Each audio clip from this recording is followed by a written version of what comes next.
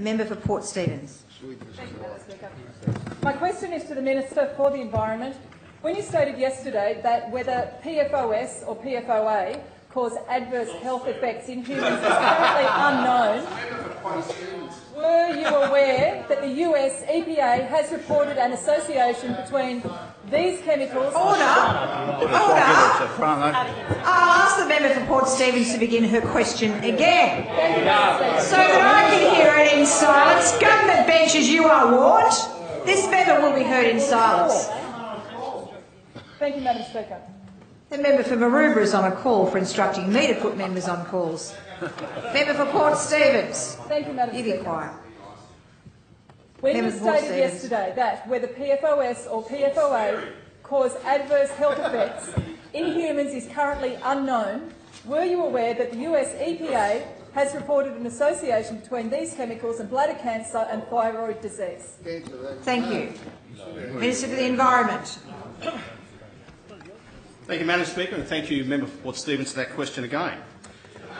Madam Speaker, it's instructive to compare the response of the New South Wales Government under our regime with a robust and independent EPA with the sort of responses that we had to pollution incidents under our predecessors.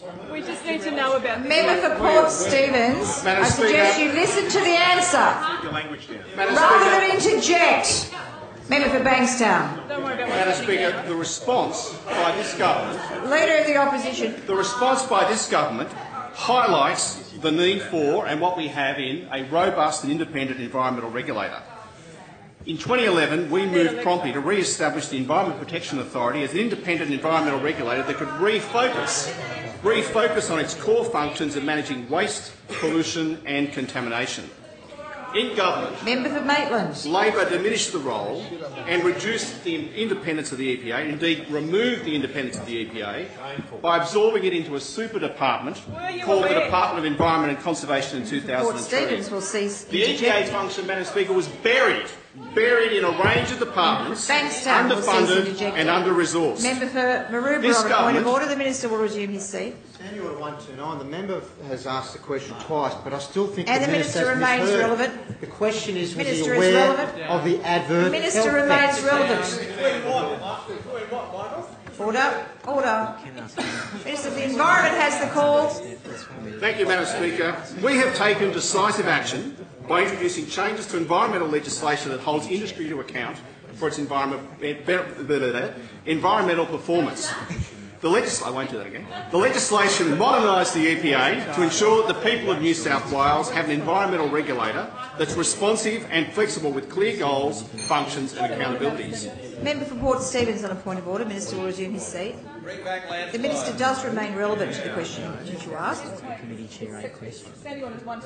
So the Minister does remain relevant, however.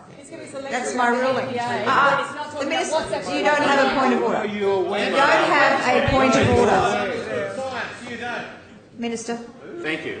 Those reforms have included requiring industry to notify pollution incidents immediately and doubling fines for failing to do so, expanding the community's right to know provisions, including requirements on industry to have pollution incident management plans, report incidents to their residential and commercial neighbours and make monitoring results publicly available, and introducing the toughest regulatory powers and the highest on-the-spot penalties in Australia. When they were last in government, Madam Speaker, there were 76 major pollution incidents, yet they ran down the EPA and diminished its core strengths as an independent and robust authority.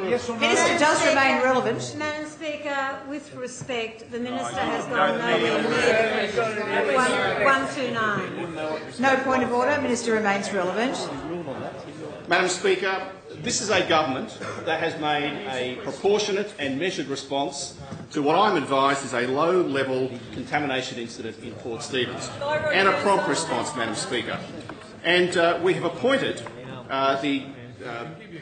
the Chief Scientist to project manage an appropriate response to this. We've engaged all relevant state government agencies. We have an expert panel chaired by Professor Mary O'Kane that will include toxicologists, animal, environmental and clinical, a hydrologist, an EPA science expert in lab protocols, and a representative from EPA Contaminated Science. Food Standards Australia and New Zealand, the Department of Prime Industries Fisheries, the Department of Prime Industries Water, New South Wales Health and the New South Wales Food Authority. That expert panel will work with New South Wales agencies to guide project scope for further testing of risks associated with this legacy contamination issue and will assess advice received from the Department of Defence. The EPA will continue to work with the Department of Defence and other New South Wales government agencies to assess and to confirm the nature of any potential risks of the off-site contamination and to develop appropriate responses. Madam Speaker, we are committed to strong independent environmental protection. We are committed to preserving public health.